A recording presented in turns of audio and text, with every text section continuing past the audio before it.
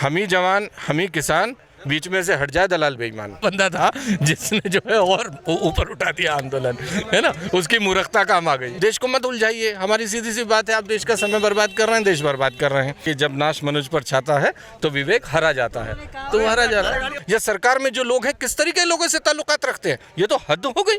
उदासीन किसानों का मुखमंडल हम सब मिलकर प्रेम नीर से धो देंगे और होए सवेरा मुस्काना का बीज प्रेम का बो देंगे और आंदोलन को लेकर के हम जीत के ही जाएंगे। अभी हम गाजीपुर बॉर्डर पर मौजूद हैं और यहाँ पर किसानों की तमाम भीड़ देखने को मिल रही है। तमाम प्रदेशों से किसानों का जत्था यहाँ पर आ रहा है और हम यहाँ पर तमाम लोगों से बातचीत करेंगे कि यहाँ की स्थिति क्या है और आगे किसानों की रणनीति क्या है। यहाँ पर ये कब से मेडिकल कैंप है? जी, जब से आंदोलन शुरू हुआ है हम लोग यहाँ हैं।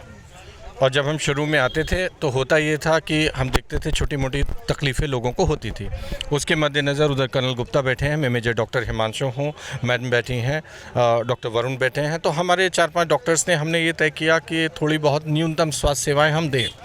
हम लोगों ने अपनी जेब से भाई ये जैसे स्ट्रक्चर हम मेरठ से बनवा के लाए हैं, है ना, तो ये हमने बनाया, वो बाद में बनवाया, पहले हम लोग मेडिसिन लाए थे। तो जैसे अब आप ही मिले तो मैंने कहा जी 10-20 हज़ार की दवाइयाँ इन्हें इस्तेमाल करो। आपने कहा कितने सुट दो, क्योंकि कोई इस्तेमाल करने वाला नहीं था। तो हमें ज़रूरत पड़ी कोई आदमी फार्मासिस्ट हो, डॉक्टर हो। फिर जब हम आने लगे तो हमें ज़रूरत पड़ी कहीं हम एग्जामिन तो करेंगे, अब सड़क पे तो नहीं करेंगे। तो फिर हमने ये बनवाया, आपस में चंदा करके 1.25 लाख का चंदा किया, दवाइयाँ लाए। तो ये लगभग व्यवस्थित 40-45 दिन से ये स्ट्रक्चर से हम व्यवस्थित ढंग से चला रहे हैं इसको। ये है जी। हाँ, ये तो चलता रहेगा। जैसे इनका लंगर है, उनका कहना है वाहे गुरु की मेहर है, 20 रुपये की FD चल रहा है। तो शुरू में ज़रूर हमने अपनी जेब से किया, उसके बाद तमाम लोग मदद करते हैं और ये चल रहा है। दवाइयाँ भी आ रही हैं। बीच में अभी ये दंगा फसाद से कुछ हुआ है, उस दिन झगड़ा नहीं, हमारा लंगर और हमारा ये दोनों चल रहे हैं सौभाग्य से, उसकी कृपा से। ये एक दिन भी बंद नहीं हुए। जिस दिन अगले दिन सुबह भी ये खुला था और रात में भी कर्नल गुप्ता यहाँ थे। मैं अभी बात भी करवा दूंगा। कर्नल गुप्ता रेडियोलॉजिस्ट हैं, साथ में हैं, मैम भी हैं, डॉक्टर है। तो इसलिए ये हमारा जो है बंद नहीं हो रहा उसकी कृपा से। और बल्कि जो भी मूर्ख आदमी था जिसकी बुद्धि हरी गई, जो आ गया, उसने तो और आंदोलन में जान डाल दी, है ना। वो तो मैं कहूँगा कि ईश्वर का भेजा हुआ बंदा था जिसने जो है और ऊपर उठा दिया आंदोलन, है ना, उसकी मूर्खता काम आ गई जी। ये पूछेंगे तो जब भी तो बताऊंगा। हाँ, मतलब उसकी मूर्खता ने जो है, तो ये ईश्वरीय कृपा होती है, ये ईश्वरीय कृपा होती है। आदमी कुछ नहीं करता, कोई सोचे कि इतना बड़ा जमावड़ा कि मेरे इसके किसी की वजह से इकट्ठा हो जाए, ये नहीं होता है। दैवीय कृपा होती है, ईश्वरीय कृपा से ये काम होते हैं। और जब एक चीज़ की हद हो जाती है किसी चीज़ की, तो देखिए जमहूरियत का निज़ाम है आवाज़ खल्क नक्कार खुदा, आवाज़ खल्क नक्कार खुदा। तो जमहूरियत में आवाम की आवाज़ फिर खुदा का नक्कारा होती है, और जब खुदा का नक्कारा होती है तो उससे ऊपर कोई नहीं है। मोदी जी से कह रहे हैं कि मैं एक फ़ोन कॉल की दूरी पे हूँ। हम कह रहे हैं कि हम यहाँ 70 दिन से, लगभग 65-70 दिन से आपसे सिर्फ 60, हम आपसे 10 किलोमीटर की दूरी पे हैं। आ जाइए, लंगर छकिए आप भी, है ना, आप भी लंगर छकिए। घर में तो ऐसे ही मसले निपटते हैं। आइए, बैठिए, बातचीत करिए। नहीं, हमारे यहाँ मेरठ की मैगी, किसान मैगी बनती थी, है ना, इधर ये पकौड़े बनाते थे। तो ये जो है, मतलब आइए, जो पसंद हो, मैगी पसंद हो, जो पसंद हो खाइए, मामले को निपटाइए, देश को मत उलझाइए। हमारी सीधी सी बात है, आप देश का समय बर्बाद कर रहे हैं, देश बर्बाद कर रहे हैं। ऐसी क्या आ सकती है आपकी? भाई जनता ने तो बनाया है। अब आप जनता से ऊपर हैं या जनता आपसे ऊपर है ना। जमहूरियत का तो यही निज़ाम है, फिर दिखा देंगे, है ना।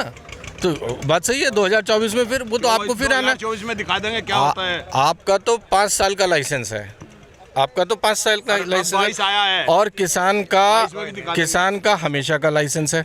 आपका 5 साल का लाइसेंस है, किसान का हमेशा का लाइसेंस है। पीढ़ी दर पीढ़ी, सालों दर सालों, सदियों से किसान अन्न खिलाता आ रहा है। आप सत्ता में 5 साल का लाइसेंस लेके आए हैं, तो 5 साल का किराएदार मकान मालिक नहीं होता है, उनको ये समझना चाहिए। इससे पहले भी, और दिल्ली का इतिहास समझ लीजिए, दिल्ली ने बहुत गजनबी गौरी देखे हैं, आए चले गए।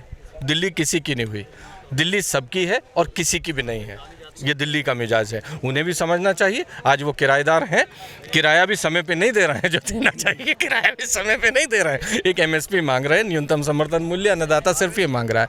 उनके तो माथे पे तिलक लगता अगर उन्हें सद्बुद्धि रहती। लेकिन एक जो उनका है कि जब नाश मनुष्य पर छाता है तो विवेक हरा जाता है, तो हरा जा रहा है जी। हाँ जी,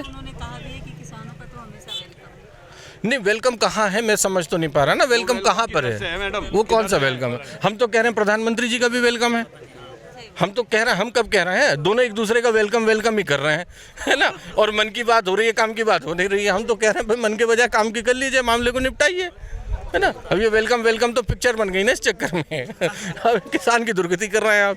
तो देखिए मोदी जी, मेरा कहना है सरकार को सद्बुद्धि आनी चाहिए। और एक बात, बहुत महत्वपूर्ण बात, देखिए इस खेल से बाज आइए, इस खेल से बाज आइए। आप किसी को खालिस्तानी पाकिस्तानी, जो आपसे असहमति, प्रजातंत्र का मूल जो है, डिसेंशन is the essence of democracy, डिसेंशन essence है डेमोक्रेसी का। असहमति के स्वर प्रजातांत्रिक व्यवस्था को, उसके संस्थान को समृद्ध करते हैं, ये इन्हें समझना चाहिए। जो भी आदमी असहमति के स्वर दे रहा है, आप उसे किसी को खालिस्तानी, किसी को पाकिस्तानी, किसी को गद्दार, इस तरीके की गैर जिम्मेदार बयानबाजी करते हैं। और ये तो हद हो गई। मेरा ये हक है कि मैं उनसे, यदि मेरी नहीं बनती है या मेरी असहमति है नीतिगत, तो आपको मेरी सुननी चाहिए, समाधान करना चाहिए। आपके निर्वाचित प्रतिनिधि गुंडे लेके आएंगे? किस तरीके के लोग सरकार में हैं, या किस तरीके के लोग सरकार बना रहे हैं, या सरकार में जो लोग हैं किस तरीके के लोगों से ताल्लुकात रखते हैं? ये तो हद हो गई। आप, अगर हम गलत हैं, इनका आंदोलन गलत है, इनका आंदोलन गलत है, जेल भेजिए, उठाइए, चलिए। एक व्यवस्था तो है, कानून व्यवस्था, रूल ऑफ लॉ तो है। लेकिन आप, आपके निर्वाचित प्रतिनिधि गुंडे लेके आएंगे और लोगों को धमकाएंगे, मार पीटेंगे, तो देखिए फिर ये बतौर नागरिक में, हम जो हैं साहब किसान हैं तो फौजी भी हैं, ठीक है। गोली वोली चलानी तो देखिए हमारी तो तरबियत इस चीज़ की है, लेकिन हमारी तरबियत हिफाजत की है, हमारी सिखलाई हिफाजत की है। ये बात उन्हें समझनी चाहिए। शायद हमारे निशाने और बहुत बेहतर हो सकते हैं, लेकिन हम हिफाजत में हैं। वो गोली दूसरी वाली दे रहे हैं, हम डॉक्टर हैं, हम गोली ये वाली दे रहे हैं। हम इलाज के लिए दे रहे हैं, वो टोपी पहना रहे हैं दूसरे तरीके की। तो टोपी ना पहनाइए देश को, इसका समाधान निकालिए और हमको धमकाने की कोशिश मत करिए। अगर आपको लगता है ये आंदोलन गलत है तो आइए, उठाइए, नहीं उठाइए ना, फिर गुंडों से ना धमकवाइए। ये प्रजातंत्र के, जमहूरियत के निहायत खिलाफ बात है। और इस समय देश का नागरिक अपना हक मांग रहा है, जो उसका संवैधानिक हक है। आप कॉन्स्टिट्यूशन की धज्जियां उड़ा रहे हैं, हम गुनाहगार नहीं हैं।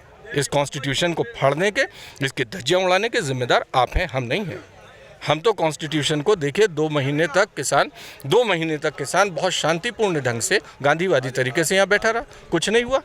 एक आदमी की, किसी की मूंगफली भी चोरी नहीं हुई। इससे बड़ा आंदोलन आपने कभी देखा है शांतिपूर्ण प्रजातांत्रिक? इसे तो दुनिया के इतिहास में पढ़ाया जाना चाहिए। अब वो क्या हमारे यहाँ गांव की तरफ है ना कि वो जो वो नहीं होता, वो उस पे बैठे है, समझ गए ना, गंदगी पे बैठे है ना, समझ जाओ बस, कहलवाओ मत, है ना, वो उस पे बैठे है जाकर के गंदगी पे। तो भाई इतने बड़े सारे ट्रैक्टर गए, लाखों ट्रैक्टर गए और आ भी गए। तुझे भाई वही नजर आ रहा है, लाल किला तो हमारे रूट पे भी नहीं था। जो गया, जिसने जो भी झंडा फहराया, साले को पकड़ो, जेल भेजो। हमारी तो सीधी है, साले को फांसी दो। हम तो शान है, हम तो फौजी हैं भाई, हमें क्या, हमारी तो शान है। हमें तो कह रहे हैं अगर मैं ड्यूटी पे होता और कोई आदमी तिरंगे को इस तरीके से बेकदरी से हाथ लगाता, शायद मैं उसका वहीं हिसाब कर देता अगर मैं ड्यूटी पे होता। तो देखिए हमें देशभक्ति मत समझाइए। हमारे घर घर में जवान है, हमारे घर घर में किसान है, तो हम ही जवान है, हम ही किसान है, हम ही जवान भाई, या तो तू ही कह ले या मैं कह लूँ यार, है हम ही जवान, हम ही किसान, बीच में से हट जाए दलाल बेईमान। हम ही जवान, हम ही किसान, बीच में से हट जाए दलाल बेईमान।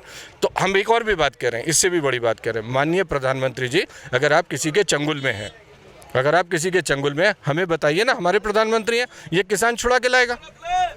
किसान छुड़ा के लाएगा ना आपको चंगुल से? लाएगा किसान आपको चंगुल से? भैया हमारे प्रधानमंत्री हो, देश के प्रधानमंत्री, अगर कहीं फंस गए हो, आपकी भी कोई फाइल सीडी फीडी बना, कुछ हो गया है आपके साथ, किसी के रुपए पैसे का देनदारी का मामला फंस गया है, तो भाई हम हैं ना देश के लोग साथ में, हम निपटवाएंगे उस मामले को। हमारा देश का प्रधानमंत्री किसी का बंधक बन जाए तो हमारे लिए तो खतरे की बात है, देश की सुरक्षा के लिए, एकता अखंडता के लिए खतरे की बात है। हम तो इससे आगे एक बात कह रहे हैं, हमें बताओ तो सही, अपनों से साझा तो करो। कोई लेन देन का साला झगड़ा फंस गया है, कुछ फंस गया है, हमें बताओ, हम साथ हैं। हम आज भी खिलाफ नहीं है, आपने गुंडे भेजे हो, पिटवाया हो, करवाया, कुछ करवाया, हम आज भी खिलाफ नहीं है, क्योंकि देश सबसे ऊपर है। देश सबसे ऊपर है, हमसे भी ऊपर है, प्रधानमंत्री से भी ऊपर है। हम देश के लिए, देश हमारे लिए उस तरीके से नहीं है। हम देश के लिए होने चाहिए। देश है तो हम हैं, देश है तो हम हैं।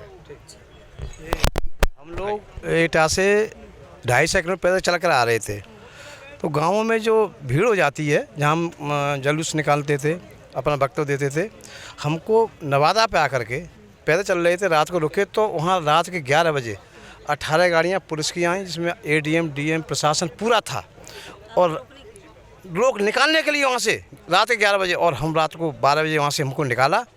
हम वहाँ से फिर 3 बजे हमको पुलिस ने छोड़ा यहाँ गाजीपुर से 30 किलोमीटर पहले।